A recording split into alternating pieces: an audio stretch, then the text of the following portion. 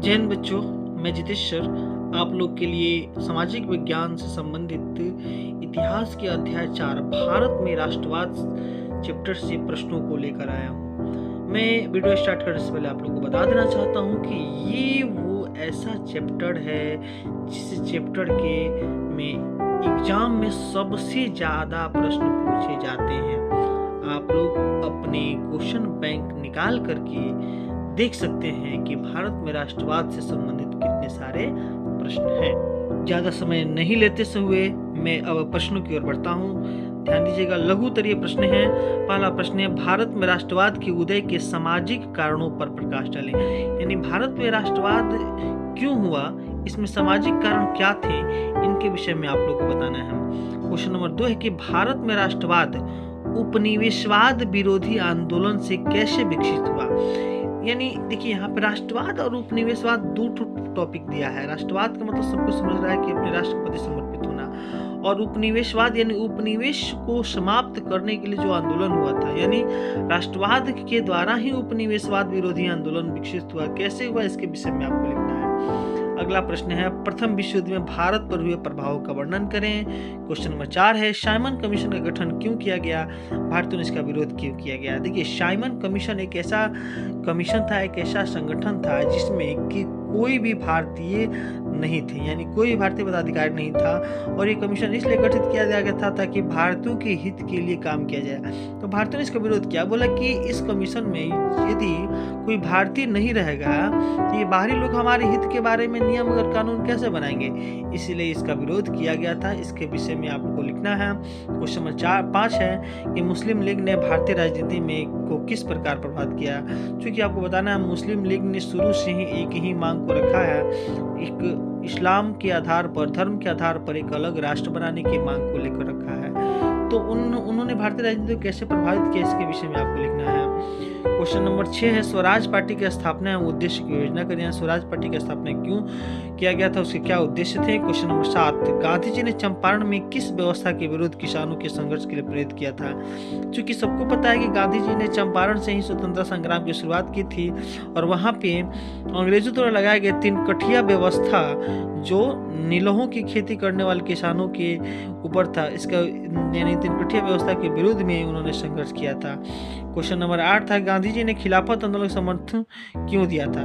क्योंकि सबको पता है कि तुर्की के खलीफा को जो है कि उस शासक से हटा दिया गया था, तो भारतीय मुसलमानों ने उसके खिलाफ आंदोलन किया था, तो गांधी जी ने भी खिलाफत आंदोलन का समर्थन दिया ताकि अपने देश के मुसलमानों को एकजुट किया जा सके।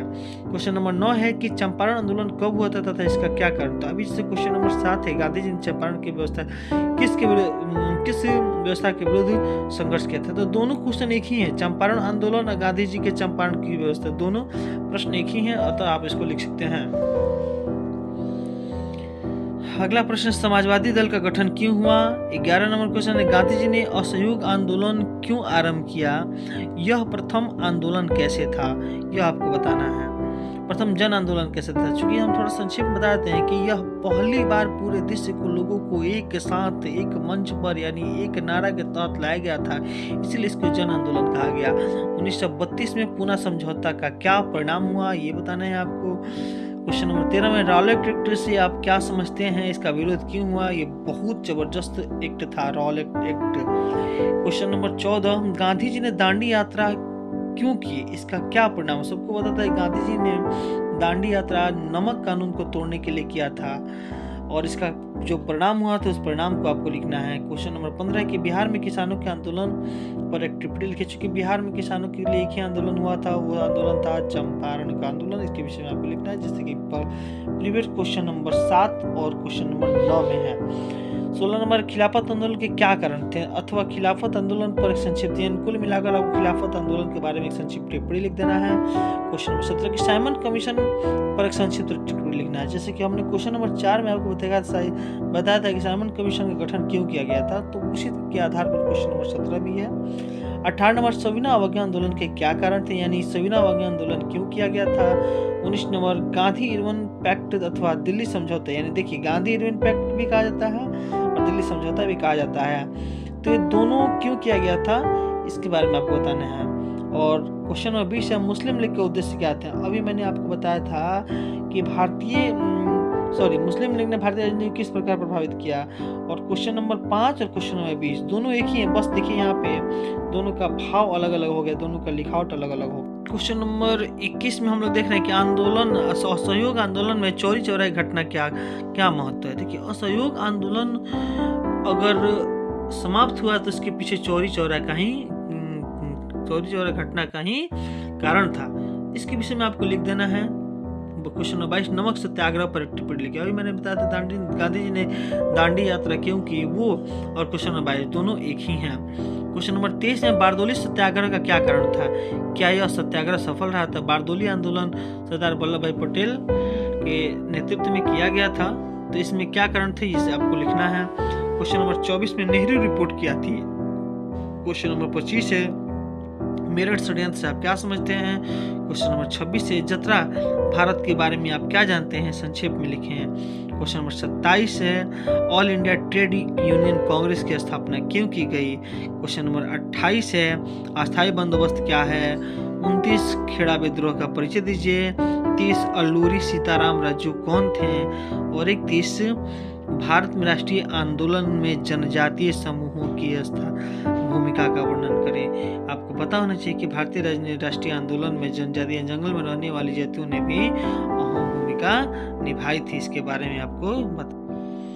क्वेश्चन नंबर 32 में खिलाफत आंदोलनकारियों की मांग क्या थी? 33 में कांग्रेस के किस अधिवेशन में पूर्ण स्वाधीनता की मांग की गई थी?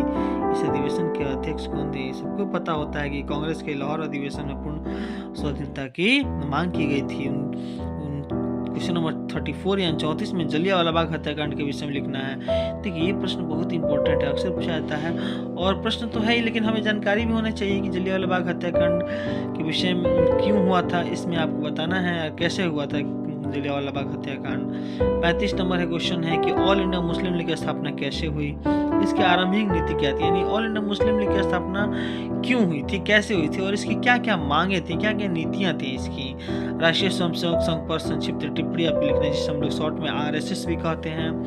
क्वेश्चन नंबर 37 है कि मोपला विद्रोह पर एक संक्षिप्त टिप्पणी आपको लिखना है। तो ये सारे लघु उत्तरीय प्रश्न थे और आपको एकदम 100% गारंटी है कि जितने सारे प्रश्न बताए हैं इन प्रश्नों में से जरूर कुछ प्रश्न आपके परीक्षा में आएंगे। अब हम लोग देखते हैं दीर्घ उत्तरीय प्रश्न। पहला प्रश्न, भारत में राष्ट्रवाद के उदय के कारणों का परीक्षण करें। मैं यहाँ पे कारण बताता हूँ, इसका डिटेल में आप लोगों को लिख लेना है। पहला कारण था कि अंग्रेजी साम्राज्यवाद के विरुद्ध असंतोष। चूंकि भारत में राष्ट्रवाद का उदय का पहला कारण ये हुआ कि अंग्रेजों की जो साम्राज्यवादी नीति थी, इससे भारतीय लोगों में असंतोष की भावना थी, इसको डिटेल में लिख लेना है। दूसरा कारण आर्थिक कारण, चूंकि लोगों को अंग्रेजों ने इतना दबा दिया था कि उन्हें आर्थिक रूप से कमजोर हो चुके थे।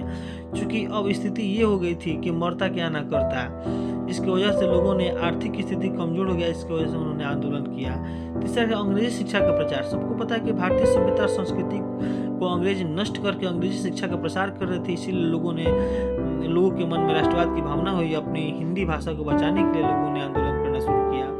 सामाजिक धार्मिक आंदोलन का प्रभाव बढ़ा। सामाजिक धार्मिक सुधार, यानी जैसे कि अभी मैंने बताया था कि हिंदी नष्ट हो रही थी, अंग्रेजी का प्रसार हो रहा था, तो इस तरह से आंदोलन के प्रभाव थे। और राजनीतिक एकीकरण, चूंकि राजनीतिक एकीकरण करना बहुत जरूरी था। क्वेश्चन नंबर 2 है, भारतीय राष्ट्रीय आंदोलन में गांधी जी की योगदान की योजना कर। ये बहुत इंपॉर्टेंट है, गांधी जी के कौन कौन से योगदान थे, ये प्रश्न आ भी चुके हैं, तो सबको पता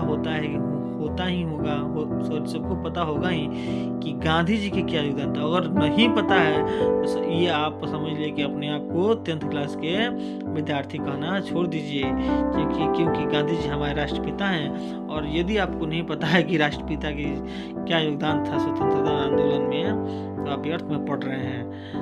क्वेश्चन नंबर 3 है, सविनय अवज्ञा आंदोलन के कारणों की विवेचना करें। मैं कुछ कारण देता हूँ, इसमें डिस्कस कर लें। सबसे पहले कि साइमन कमीशन का आना, पहला कारण था। नेहरू रिपोर्ट, विश्वव्यापी आर्थिक मंदी, समाजवाद का बढ़ता प्रभाव, क्रांतिकारी आंदोलन का उभार, पूर्ण स्वराज की मांग और गांधी समझौता वादी रुख। यानी इन सभी कारणों कि इन सभी कारणों की वजह से सविनय अवज्ञा आंदोलन किया गया। तो सिर्फ इसको इस तरह नहीं लिखना है, आपको इसको पूरा डिफाइन करके लिखना है। क्वेश्चन नंबर 4 है, असहयोग आंदोलन के कारण एवं परिणामों का वर्णन करें। यानी अब असहयोग आंदोलन क्यों हुआ?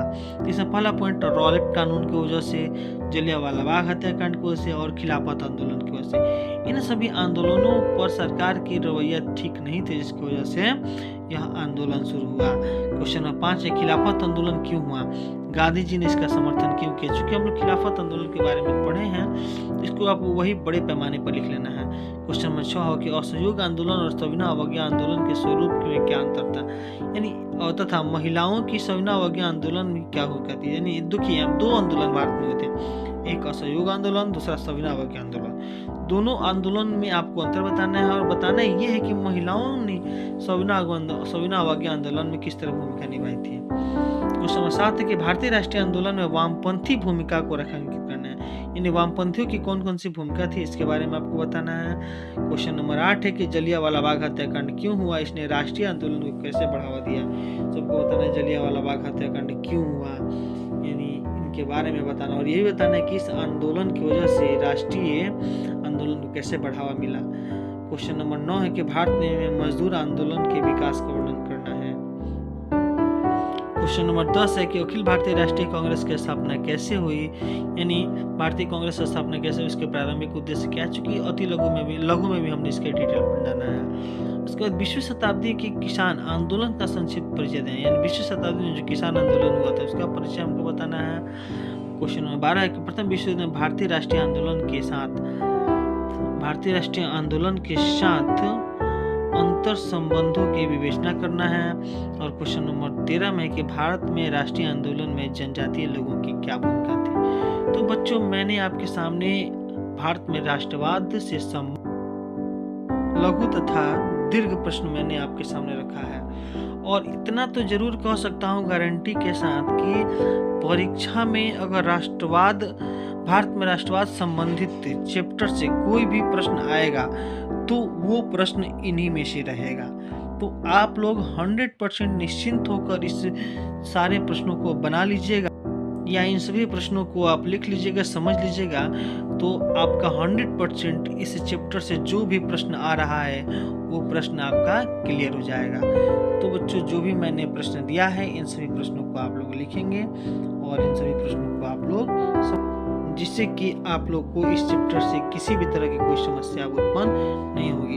इसी तरह से नए नए प्रश्नों को सामाजिक विज्ञान से संबंधित हर एक विषय, चाहे इतिहास हो, भूगोल हो, राजनीतिक शास्त्र हो या अर्थशास्त्र से संबंधित कोई भी चैप्टर के बारे में, अगर किसी भी चैप्टर से किसी भी प्रश्न के बारे में कोई दिक्कत हो रहा है तो आप बेहिचक हमारे कमेंट बॉक्स में दीजिए, मैं उस चैप्टर का वीडियो बनाकर आपको डालूंगा।